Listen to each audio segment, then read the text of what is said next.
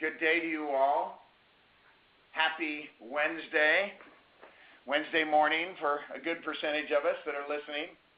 And it's good to be with you again. I've been looking forward to the webinar, first and foremost, because I'm looking forward to talking to everybody on it. So, it's interesting, as to me anyway, and to my wife, as we reflect on the field, the team, and the leaders of it, and as we get to know more and more of you, as we meet at conventions or we hold retreats or we have special events. We had the privilege of hosting a really fun kind of end of the summer celebration after a contest here on the West Coast, and we called it the Summer Sizzle. And it was a recruiting and production competition that you had to qualify to attend the event. We had a tremendous leadership session that day, and it was just for six and a half hours. And as brief a time period as that relatively is, because say compared to the convention, actually some people felt like they got more out of it. Not because it's a better event, because they were ready to hear it. And it ties back to communication. You've got to be willing in your leadership role, and really no matter where it is, whether it's in your home with your family, or in business, or at a church setting, or a community setting, or whatever it might be, being an able, effective communicator, as we title this, a powerhouse communicator, even better, is so essential, obviously, to leadership and to effective leadership. And that's not just about you or me being leaders. It's about helping us move people to positions where their lives change. Remember, the number one goal of leadership is to develop more leaders. And we've got to communicate to do that. And we had such fun. Then, of course, we brought everybody over to the farm. We had over 1,700 people at our farm out in the Central Valley here in California, and we did a big fireworks show, and it was spectacular. It was certainly the best fireworks show I'd ever attended. Of course, we controlled the budget and the design. That had something to do with it too. And I wish, frankly, we could have had everybody on this call and everybody in the company there that day. Not only could we not have handled it from a physical facility standpoint, but from every other aspect, it would have been fun to have you there, because some really effective communication was going on. And it's not just verbal, though the overwhelming majority of what we'll do in leadership will be verbal communication. There's a nonverbal thing to how we communicate, our facial expressions, our body language, all of these kinds of things. And so let's reflect on a couple of things up front here. We have been, but let's reflect on a couple more. As we consider, for those of you that are looking at a computer screen and watching this, the question is at the top, what are we talking about? And you already know what we're talking about, but let's kick this around. You can't build a relationship without it. I mean, a good quality relationship. You can't build it without it. This is going to be true whether we talk about, again, marriage, family, friendships, anything. You can't build a relationship without it.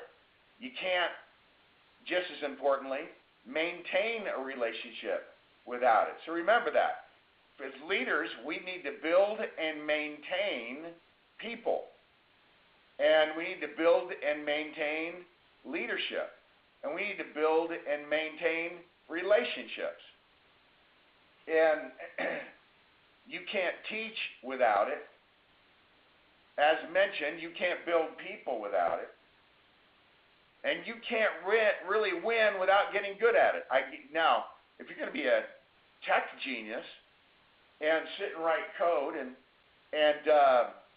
invent the iPhone, then maybe so.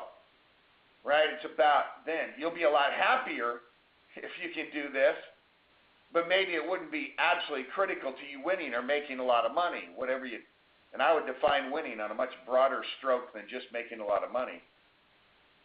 But the bottom line is, and you know I say that a lot, in this example is quality communication. So now consider those two words, quality communication. You can't build a relationship without it. You can't maintain a relationship without it. You can't teach without it. You can't build people without it. And you can't win without getting good at it. And you know when you're not doing it. I sure do. And and my wife knows when I'm not giving her quality communication, and I catch it. She makes sure we stay at it until we're doing some quality communicating again and figuring out whatever we need to figure out in our life. So, there are those two words. This is our holy grail for the purposes of this conversation, quality communication. All right. Now let's kick around some things. I'm hoping this webinar won't take the full hour, but I've missed before. Let's see. Let's go to the next slide. Let's talk about limited communication. We put this quote up in a webinar before, maybe a couple times. It's a great quote. Especially it applies to the points I want to make here. And the quote is, if you can't see it, the single biggest problem in communication is the illusion that it has taken place.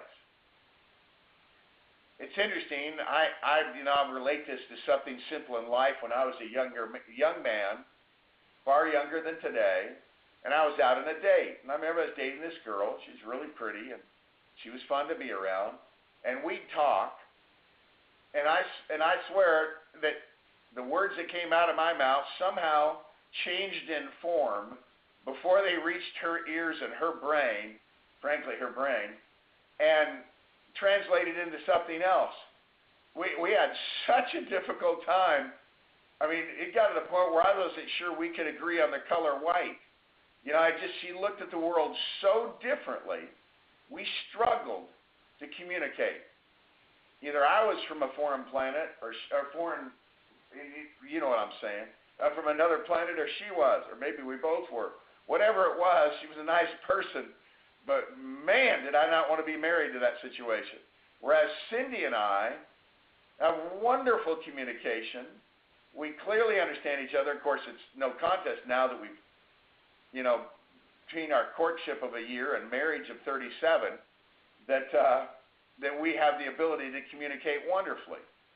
But as you look out at the world around you, look at your teammates in the business, I want you to understand what limited communication is. And I want you to understand that when it's limited, that you can't do some of the things we talked about in the previous slide effectively. Limited is not quality communication. It's a form of communication, but it is limited. I'm not going to say that like 10 more times. Maybe I will.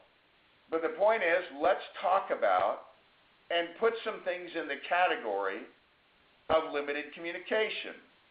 Because I feel way too often we depend on these forms of limited communication almost exclusively and wonder why we're struggling in our own leadership role and struggling in the development of leaders on our team.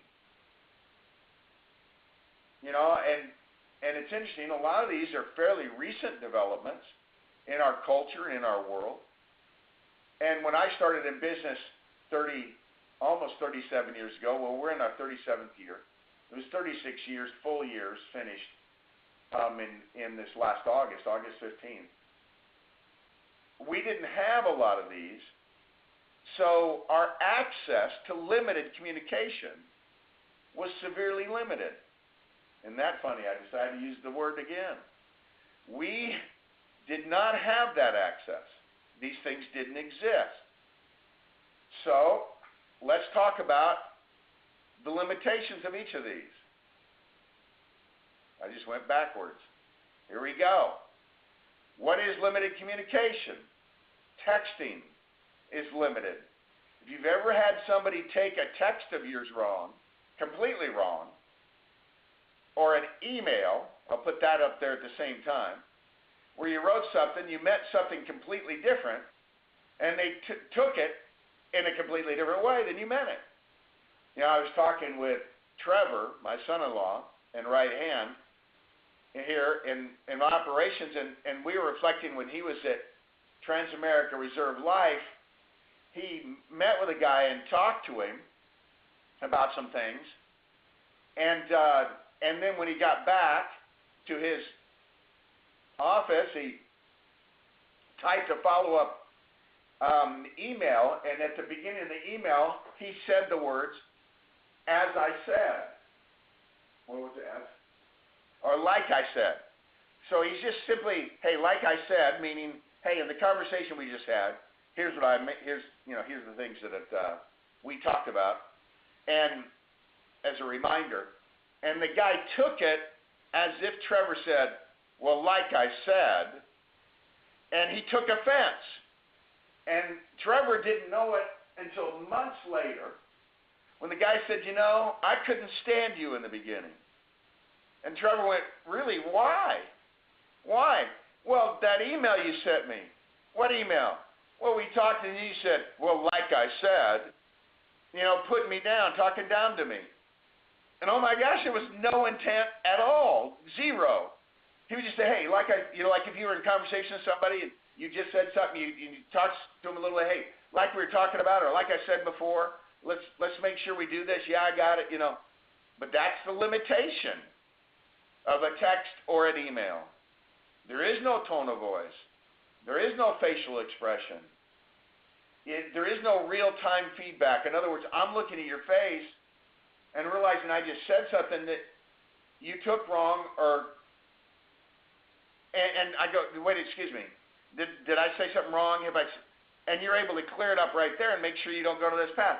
So he has a guy that has taken a dislike to him for zero reason other than complete misinterpretation of that. So guess what?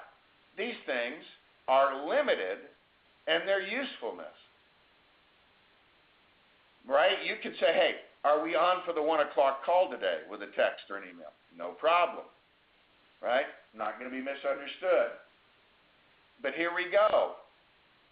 Tweets are limited. Facebook postings are limited.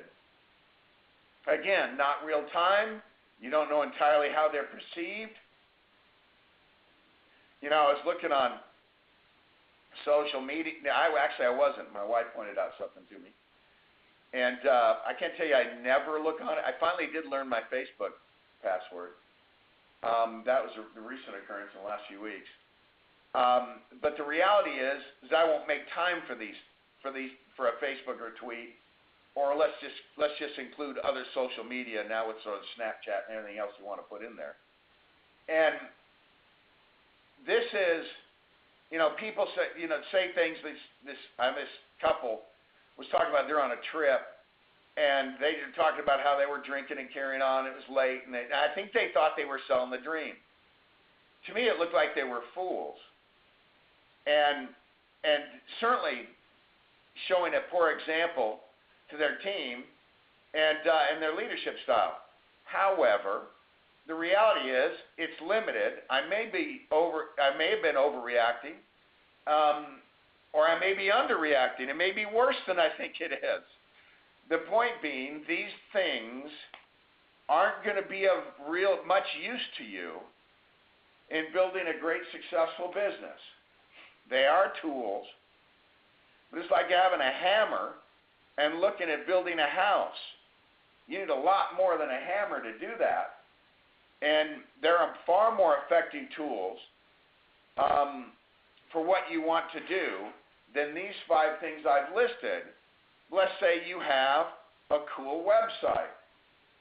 Well, that may image you. It may support the brand. It is a way, just like these others, of pushing some information out to the team. So let's talk about that.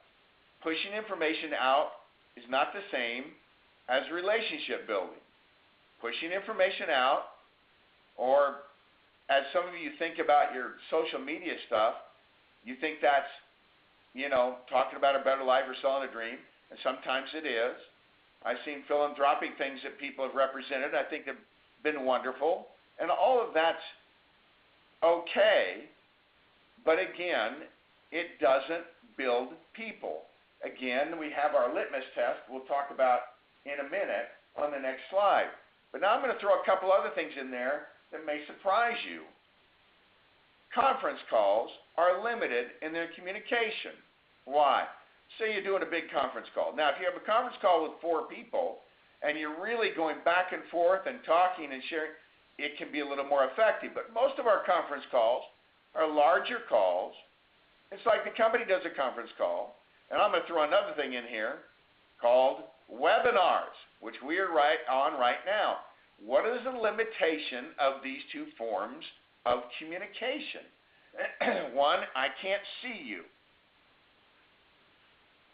Right now, you can't see me. In a conference call, you can't see. At least you can hear tone of voice, and we can put printed media up in front of you and some pictures, and etc. And so these are a little bit better in terms of communication for some things, and there can be some great instruction going on in both a conference call and a webinar, because it is direct communication. But I still can't see you. You can't see me. It's long been a standard in the music business that you can record music and you can put it out and make it available. It can even become a hit on radio or wherever you're promoting it. But that you've got to go out on tour. Why do these musicians still go out on tour? Well, one, it makes them money because you buy tickets. But it makes them far more money that once you've heard the song performed live, I don't know what the factor is, it's something like you're 10 times or 15 times more likely to buy it because you've heard it live, because you experienced it, because you saw the performer and them interacting with you in the crowd, and all of that stuff. You connect. That's a big word. You connect in a different way.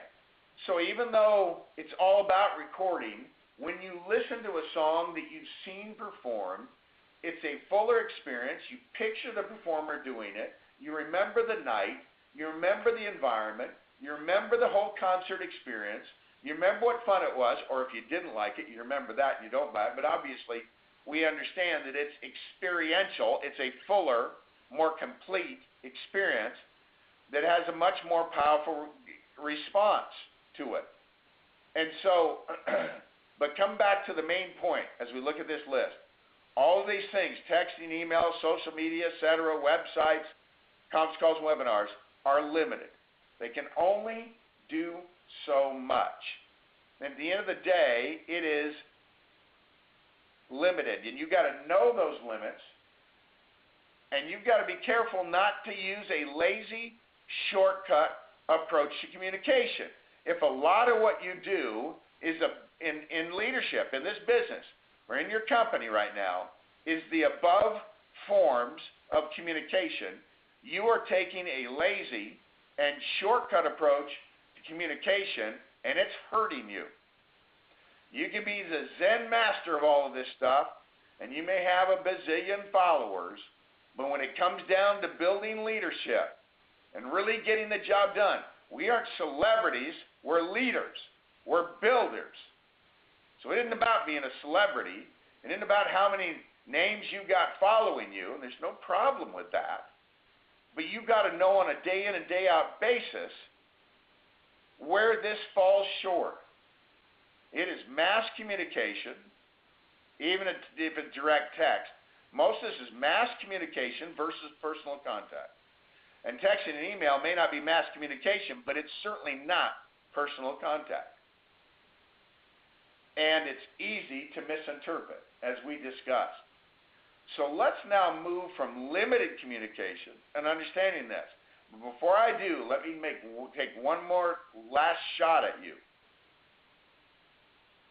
Too many of you, especially if you're younger, rely way too much on this kind of stuff. And it's hurting relationships. It's interesting how much of a habit pattern, even an addictive pattern, can be developed with these kinds of things. Just like with video games. And they actually have treatment for internet addiction and different things. That's not just pornography, which is a scourge, but other things. The gaming, the social media, you just kind of bury your face in something and lose touch with the world around you. In our church, as we send out missionaries, boys from 18 years old on, young women from 19 years old on, it's pretty interesting because they do not have access to these things when they enter what are called the missionary training centers, and they go through a withdrawal. And some of them really struggle. But far more important than that, because that can be recovered from just by denial of it for a period of time. But the thing that's really a problem and long-lasting, and maybe a lifetime problem if you're not careful, some of these young people struggle because they have to learn how to connect with a human being live, how to deal with people in a personal contact, because they've isolated themselves in a lot of different ways using these electronic forms of communication. And it has literally stunted their emotional growth. That's interesting, isn't it? Right? So we're now going to move from limited communication to very different stuff called building communication, where you no longer have the illusion that communication is occurring. You're going to have to work hard enough at personal communication to succeed in communication. Like I say, when I was out on that date talking to that girl, and I said one thing, and she somehow heard it a completely different way than I meant it, and it happened again and again. That's why you date, by the way, so you can find out if it's not going to work, right? And you've got people on your team that are that way. And so you've all heard the phrase, people hear what they want to hear, or if they want to be offended, they'll go ahead and work on being offended. So you're still going to have to work at this. It doesn't make it a piece of cake, but it so dramatically improves your chances. Good communication is going to occur.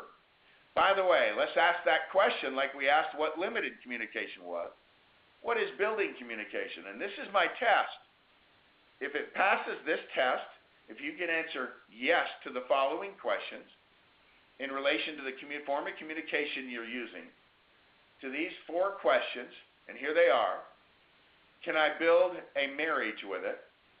Can I build strong, happy children with it? Can I build successful leaders with it? And can I build a strong, profitable business with it? If the answer to those questions are yes, yes, yes, yes, you are using building communication. Building communication has 4 criteria. Ready? So this is the test again. Those are another kind of test. This is the description. Just like we talked about what limits other forms of communication on the previous slide, let's talk about the criteria for really successful communication. You're doing it live, real time. That's at least we got this one, right? We're live right now. And there's something extra. You know, some of you may have people listen to this webinar later in a recorded way. But that's better than nothing. The reality is when we're doing it live, it has an extra feel to it. That's why you get on the call. That's why we have over 1,000 locations on this call right now. Because it's different when it's live. And so that's the first of 4 criteria. It's live. It's real time. There's nothing that feels better. I've listened to voicemails from Cindy, and that's better than nothing. A lot better, but it's nowhere near as good as when we're talking live and I'm hearing her voice. And I can react to what she's saying. Next of the 4 criteria, it's personal. It's one-on-one. I'll make that point here again in a second. It's live and it's personal. If you just stayed with those two things, you'd be way ahead. But there are a couple of other things I want to add for it to become building communication. It needs to be upbeat. In other words, you're going to have consistently positive communication. It's live, it's personal, it's upbeat. I'm trying to be upbeat now. We are live. In a sense, it's personal and it's upbeat. And so the webinar is more effective than a text, and it's more effective than posting something, on the internet or on a social media website, or just popping a tweet out there or a meme. But how much better would it be if you and I, every one of us, if it were possible, were right now in person? We're all in the same room as I interacted with you. And I could watch your faces and see if I was connecting with you and ask some of you questions and get you to stand up and respond. And we had that kind of interactive instruction going on. That would be more powerful than this. This is one way. And again, I can't see you. And you can't see me. And so this, again, there's some forms of limited communication that can do a little bit more than others. But wow, what if we were one-on-one? Right? Kneecap to kneecap, just talking to each other about this stuff. So, let's come back to, in order for it to be building communication, it's got to be live. It's got to be personal. It's got to be upbeat. And here's another one, the final criteria. It's got to be consistent. You can't do this once a year, twice a month, any more than you can in your family. Now, you can't communicate with everybody in your organization on a consistent basis, live, personal, right? You can be upbeat with everybody, right? But you've got to train other leaders to be talking to these people live, personally, upbeat, and consistently. You're talking to the stronger leaders on all four of these criteria, building them so they can build others. It's the whole idea. But I want you to remember something. I was taught this early on. I started hearing this right away in my career, first month of the business, right? Long time ago, 1980, that true building, in large measure, comes down to a one-on-one process a bunch of times.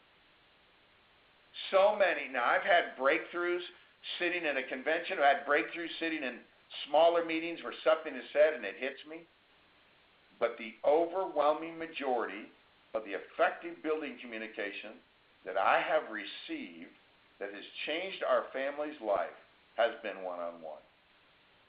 And I learned that early, I understood it, I accepted it, and I embraced it. And I would seek it as a leader who wanted leadership. I would seek it in mentoring relationships, and I would get this coaching. And it absolutely changed our lives. Not just in business. I've had church leaders sit me down, sit Cindy and I down, extend challenges to us, express belief, live, personal, upbeat, and then follow it up consistently. And it changed who we were spiritually and who we are as church leaders. And so it's a big deal. Man, I hope you're listening to this. I hope you're internalizing it. I hope I'm communicating with you in a way that will improve your life and allow you to become much more effective in any of your relationship roles, in any of your building roles, wherever it is. If you just really got this and became a powerhouse communicator as it related to building people, right, and changing their lives, and then you left the company and went somewhere else, and in anything else you did, it would allow you to give and be so much more of an impact player in other people's lives. You'd have a chance to change the world wherever you went. That's what it means to be a great communicator that way. But again, to emphasize this concluding statement of this slide, true building is a one-on-one process.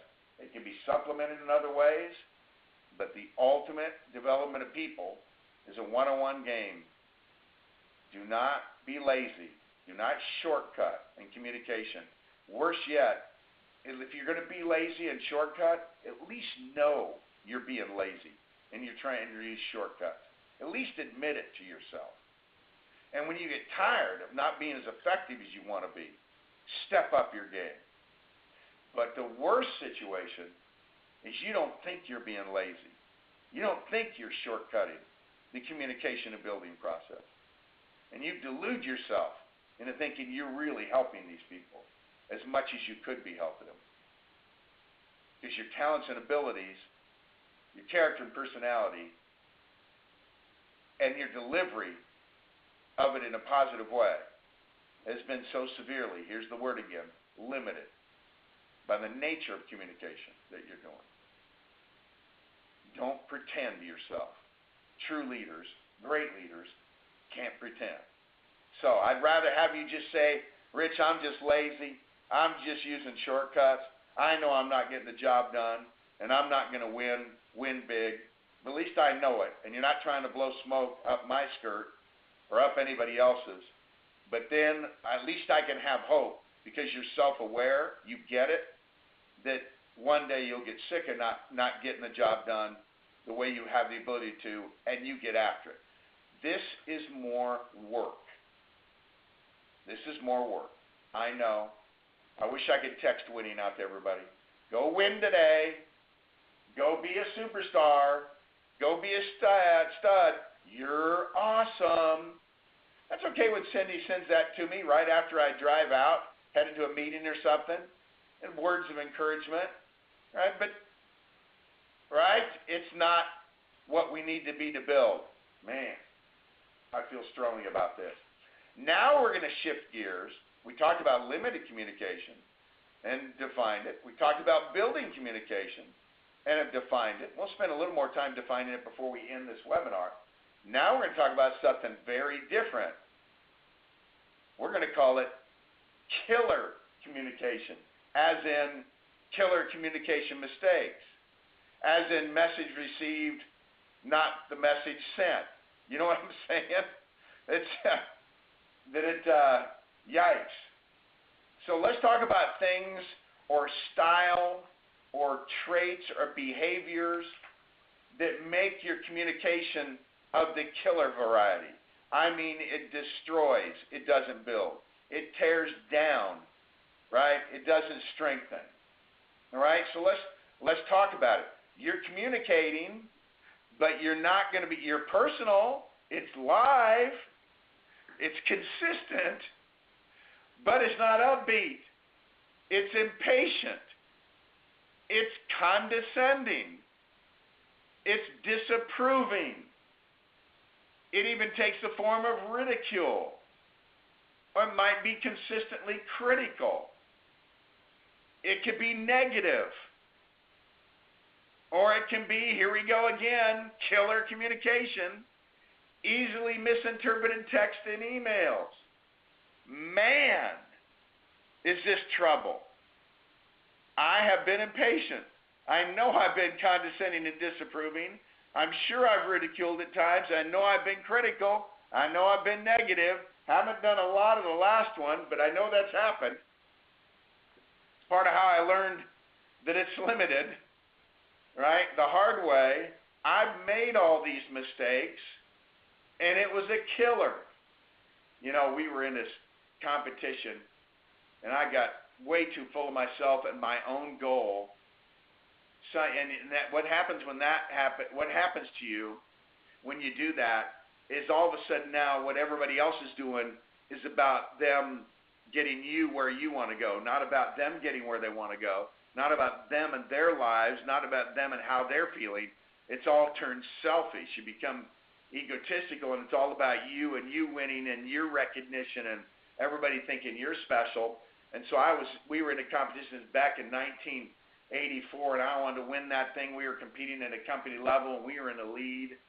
And we'd led wire to wire, and I hated the thought that maybe we'd get beat at the end. I know how hard some people were working. and one of the leaders in my base shop was out. He'd been telling how he had these 2 big sales, how they were going through for sure. He was so excited. And then he calls me later that night, and he says, "This is so-and-so," and he's all, I could tell his tone of voice, and none of these appointments worked. One told him they weren't interested before he even went there. Another one said no when he got there. There's actually 3 appointments, and the other one said maybe. And instead of me supporting him, instead of me going, "It's okay, this happens. I know you had higher hopes, maybe too high, but don't. This has happened to me too. Happens to everybody. You're still awesome. You're still wonderful. You're still the best. I'm so proud of you. And you'll probably get a couple of those anyway. Put that other one on the back burner and call them back later. You'll have lots of people like that. And you'll probably get all 3 of them in time. You'll be glad to have them. You got plenty of other places. Let's talk. Where are you going next?" All positive. No, that's not what I did. You ready for what I said? Almost none of you would say something this bad. I said to that poor guy when he was hurting, "Well, I guess you're not as good as you thought you were." Yeah, just let that sit there with you for a second. You're not as good as I guess you're not as good as you thought you were. Wow. Those words came out of my mouth, and it's like I could see them flying through the air toward the little hole in the phone, and I was trying to grab them to stop them because I knew it was so stupid and so selfish and so inappropriate. But no, they got right through my fingers, even as I tried to grab them, and went right into his ear and right into his brain. And I apologized for it in about 3 seconds after I said it, but it was said, and I want you to know it took me 6 months to get that back. 6 months. 6 months. I apologized and apologized and apologized and apologized. I went extra for that guy and extra for that guy. That was killer communication. You want to avoid this. You want to get this out of your personality. You want to get it. You want to get whatever the source might be in your character. For me, that was selfishness, right? And egotism that did it. It was about me, not about him, and that's wrong. As a leader, I'm a servant leader. It's all about him, not about me. And what a bonehead I was. So what categories did that fit in? Certainly impatient. It was sure as heck condescending. It was disapproving. It was ridicule. It was critical, and it was negative. You didn't have to misinterpret it. It was right there. So I fit all those criteria. So I'm not preaching at you from a holier than thou, boy, I don't ever have this problem kind of thing. We all got to be vigilant. We can get tired. We can be frustrated. We can be sad, right? We can be under financial pressure, and all of this kind of stuff can come out. And I tell you what, you can have made 50 steps forward with somebody, and you do enough of this. When I screw up with this with Cindy, and it's not much and it's not often anymore, she forgives me almost as soon as I say it because she understands me so well. You know, she understands when I may be tired, I may be impatient. It's not any fun to hear, but I'm not bad at this anymore. Again, you got 36 years supposed to get good at something. But the reality is that with our people, and a lot of these are young relationships with us, there isn't a lot of money in the bank, so to speak. You know, and I'm talking about the emotional bank, and people don't maybe know us as well. And we get into this realm, and then, you know, you're going to be looking around one day and find out, hey, nobody around, nobody's behind you, and nobody wants to be on your team. And you need to go get a job where maybe you can survive your personality and your character. But to come back to the issue of character, you've got to work on being less selfish. You've got to understand that treating people right is the true reflection of our character. And we can't spend much time on any of these behaviors, any of this communication style, and become the kind of person that we want to become. We certainly can't help others become the kind of people they want to become if we're using killer communication. And so this is interesting, isn't it, to discuss? And it's very powerful. Just remember, in conclusion of this one, this style of communication destroys relationships. How much of this kind of conversation has destroyed marriages? How much of this kind of communication has destroyed the relationship between mother and child, father and child? So, let's keep it in mind that it doesn't just apply within the walls of our office. It applies everywhere, but most importantly in the walls of our homes. So let's get rid of killer communication. You can't build with it. Do not deceive yourself. All right. Let's go back to optimal communication, effective communication. Let's describe it. What does it sound like? What does it feel like? It's patient. It's respectful. It's encouraging. Isn't this what you want in your home too? You sure as heck want it in your business. And let me tell you,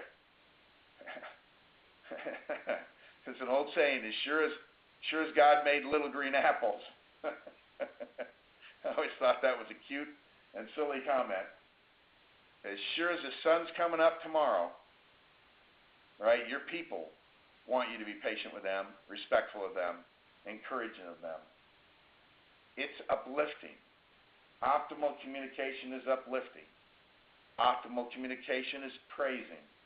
And optimal communication is positive. Patient, respectful, encouraging, uplifting, praising, positive. As opposed to impatient, condescending, disapproving, ridiculing, critical, negative. Right? So we need optimal communication. Why? Because, very simply, this style of communication builds quality relationships. This is quality communication. It builds quality relationships. It allows people and creates an environment where they grow, where they can become motivated, where they can believe, where their confidence can grow, where they can become better people. So this is always our objective. Now, let's come to one of the criteria I discussed of the four. You remember that it needed to be live and personal and needed to be upbeat. We also talked about consistent communication. This is one we struggle with just from a habit standpoint, a lot of us. You know, and I've struggled a lot in being a consistent communicator. There can be so many people you can communicate with. I mean, and that's why it's so easy just to drop a text to a couple of people and not communicate live. Now, I have some relationships in the home office nowadays where most of the communication is by text or by an email. And I'm pretty frustrated with it because it's not effective. I miss the personal, live, upbeat nature, and all. Now, so let's come back to consistent, though. I was going back in the other areas. Let's stay with this fourth criteria that we discussed and talk about how often are we communicating? How would we answer that question? If you were to say to me, Rich, how often should I communicate with my leaders? And I'd say, well, which leaders? Are you a SEVC and you've got EVC and you've got CEOs? You also got S&Ds. You also got a base shop with senior associates in it. You've also got some personal recruits that are trainees. So I'd ask you, it depends on the situation and the circumstances. It's just like when a baby's born, we don't move them out into an apartment when they're 3 months old, right? They put them in incubators They put those little socks in their hands so they don't scratch themselves with their fingernails. And all that kind of stuff. They watch over them in an intensive care type environment, monitoring everything about them. Why? Because they're fragile. That may be over-dramatization, but a new person in the business is pretty fragile. A few discouraging words from friends or family can cause them to disappear. Now, some of that's going to happen no matter how consistently you might communicate. But the reality is, the newer the person and the more direct your responsibility is with them, you've got to make sure you're communicating with them, right? Really often, maybe even every other day. Now, you've also then got, if you're in senior leadership, I don't need to talk live to Penny Oy or Eric Olson, we still do, and it's powerful for both of us, right? And take an Ed Milet or Swan Wen or keep going, and a Rocky Shee, and you take all these superstars and Andy Wynn and stuff, they got it. They've got, decades of experience under their belt. They're just so for real. We communicate more on a brainstorming basis, on a masterminding basis. When we're coming up with ideas, planning conventions, coming up with competitions and contests, and sometimes just strategy sessions that are one-on-one, right? So I need to consistently communicate with them, but it doesn't answer but I don't have to do it every other day. In fact, I'd be an annoyance if I tried to communicate that often, right? They don't need me like that, but these other folks do. So you've got to consider that. Here's what you can't do. You can't just text a new guy and you're not talking to him and, wow, how come I haven't seen that person for the last 2 or 3 weeks? Well, genius, it's because you're not communicating with them. And it's interesting. We just had a push on last Sunday for attendance in my church congregation I have responsibility for as a bishop in the Mormon church, and it's a young single adult congregation, and we just put on a big push, and I was communicating to them and calling, and I went through a bunch of mini interviews with them, 10-minute interviews, and went through goals and went through some challenges, and and I learned these techniques in the business, and we doubled our attendance last Sunday, doubled it. And you know how we did it? You'll never guess.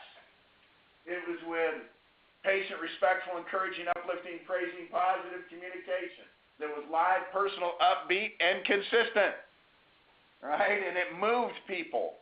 It caused them to invite people, to bring a roommate, to bring a friend to church. Good things happen. Applies to the movement of people everywhere. Keep that in mind. Use it with a Boy Scout troop. Whatever you use it with will improve the situation. So when I say how often that it depends on the situation and circumstances, that's what I mean. But let me go through a couple more bullet points. You got to remember, who are you communicating with? New teammates, new leaders, experienced leadership, or your spouse and family? Now, why did I throw spouse and family in there? Because the strength and happiness of your family is your strength and happiness. Direct correlation. Impossible to separate them from you two. So if I want good communication, if I want you to be patient, respectful, encouraging, uplifting, and not impatient, condescending, disapproval, and critical, right, then I'm going to pay attention to, are you doing a good job of communicating your family life and in your marriage so that you can be happy, so you're not a pain in the rear when you get to the office, right? You come from a good foundation, a happy place. Isn't that what that Peter Pan had to do in order to fly? He had to remember his happy place, right? And for most of us, it kind of revolves around these kinds of things. Bottom line again, depending whether the person is a brand new teammate, a relatively new leader, or experienced leadership, that will define how often you need to communicate and what consistent communication is. Use some common sense here. The next thing is, what are you communicating about? Like, you might communicate to somebody, what are you saying? You've heard me say this. If you've ever listened to one of my webinars, you've heard me say, I'm talking to somebody, and all of a sudden I get a feeling I haven't really done the job with this person, and I'll ask them, do you feel better or feel worse? Sometimes I just want to check. Sometimes they don't give me as much feedback as I wish they would, and so I just ask them straight up how they feel. Do you feel better or worse than not very often do people say worse, or they don't admit it to me. What they'll say, if they worse or somewhere in between, is about the same. That usually means worse, by the way. And so I go, okay, we're going to start over for a second here. And I really work on lifting them up and let them know how much I respect and appreciate them. How grateful I am for their association with me, with our family, with our business. How they're important to us. How they're valuable. How I believe in them. Right? These things. So you could be having communication. This is basically maintenance, an update. One of your leaders, you had a great relationship. Hey, we're doing this. How's it looking for tonight? That kind of thing. Love you. They're the best. See you tonight. Right? It could be that kind of communication. You could be communicating about a contest or a surge, like I just described for church. We are doing a lot of communicating. There's some people that are brilliant at this, and how to motivate people down the stretch, and in group and individual settings. It also would depend whether you're challenging somebody, to step up, to get better, to go double their income, to go double their personal recruiting, whatever it might be, or whether you're communicating about a crisis, right? Because sometimes we have crisis communication. By the way, the less often you communicate, the more often your communication will be about crisis. I know as a church leader, if I'm not meeting regularly with these young people, they get into crisis. They struggle. They get off track. Sorry to use church analogies, but it's a big part of my life. If you don't do it, just look at the common sense of it. It applies to business the same way. Why do we have meetings every Tuesday and Saturday? And just so you can need a little more gas money to survive? The reality is, and why in churches do we have a Sabbath day and want you to come on that Sabbath day to church, and we gather together? Because there's power in that. There's renewal in that. It renews us, renews our spirit. It strengthens us. I heard one church leader years ago say, if you're coming to church every Sunday and you're serious about it, you're probably not going to rob a bank in between from Sunday to Sunday. Somebody used to go to church, but now they're robbing banks or they're hurting people. You'll find out they stopped going to church almost universally, not all, but, always exception to everything.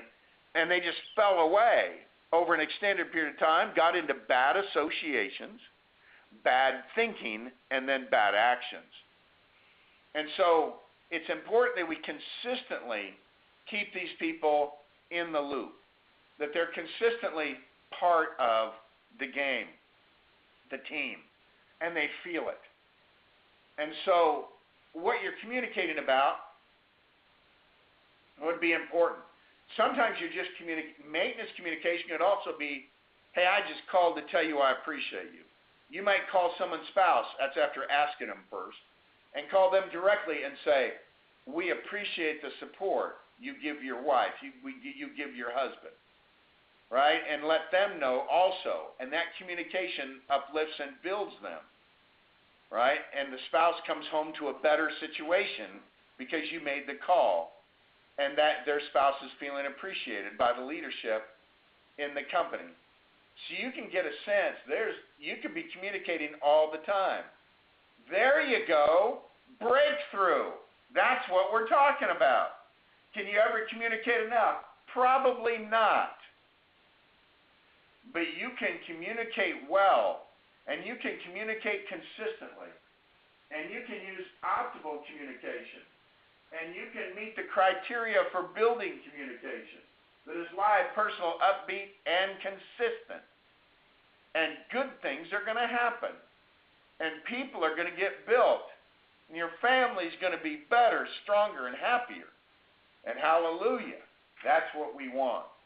All right, let's wind this thing up. I've blown up our time again just about. but will be done on time. Higher law communication.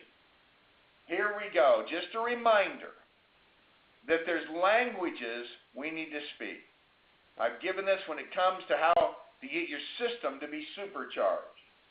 Remember, in your leadership role, with individuals and with groups, your ultimate goal is to create a hot environment, right? And that means it's all about how you're communicating. And you understand how to do this best on an individual basis. But you also got to understand that you've got to be fluent in 3 languages. You've got to talk continuously, consistently, as we just said, in 3 languages to people all the time. You've got to constantly be talking to them about how much we help people, giving them examples, sharing the stories, talking about how much it's helped you, both from a financial standpoint and from a business standpoint, of how it's helped you become a better person. Just like, and I'll put it in a personal, this has helped me become a better person. It's certainly made me a better communicator. It's made me a better husband, father, friend, everything, and son. Right? And this, but we always got to be talking about what we do at WFG and how much it helps, how much our system helps us become better people too. That it's given us a better life. That's the 3rd language. You're constantly talking about the better life that we can have because of we become entrepreneurs and become more successful and get out of debt and get some savings and build some other lives. That's back to helping people, right? And anyway, better education for our children, more peace of mind, more security. Woo, okay. And then the 3rd great language, higher law language that creates a hot environment is just language of building people, where I talked about where you're praising and encouraging, and uplifting the people. So you're talking about helping people all the time. You're talking about having a better life all the time. You're talking in a language, in a style, in a way that builds people. These 3 languages, man, are people going to enjoy being around you. You will be a popular leader, and you will have power. And you will have, why will you have power? Because you will have a powerful culture of communication. And you will be an unstoppable leader.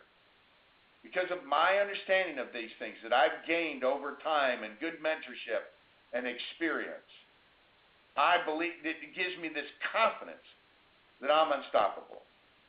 Just like when we started this company, right? We're starting from scratch again. I knew we could do this. And I knew I could be this kind of, and I could build unstoppable leaders. All right. That's what we want to do. Let's get it together. All right. Next webinar, October 12th. Okay, once again, 2nd Wednesday of October, same time. The 5 pillars of business success. I'm really looking forward to this. I've just kind of designed this way of describing it and to people in our business, and I'm looking forward to covering it because you've got to get this stuff clear in your head, these 5 pillars, in order to build that sure foundation that you need to get where you want to go in the business. Seriously, I already got this one planned, 90% done, all of it structurally done. I could go right into this webinar right now and be pumped to do so, but I'm going to have to wait a month, so are you. So, this is the game. 5 pillars of business success. And let me say this last thing. At the end of the day, in so many ways, it's all about communication. Please work to overcome the natural kind of laziness we have. We all have to fight. But what I was really trying to overcome with this webinar is the lack of understanding about some of these things. So you can be more effective. And you can help others understand better how to communicate. If we do that, good things are going to happen. All right, been a pleasure. Thanks for hanging out with me this last hour. Looking forward to next month. And I got to be honest with you, I wish I could have talked to each one of you live, personal, one-on-one, and deliver this message. Appreciate you. Thanks for everything. Bye.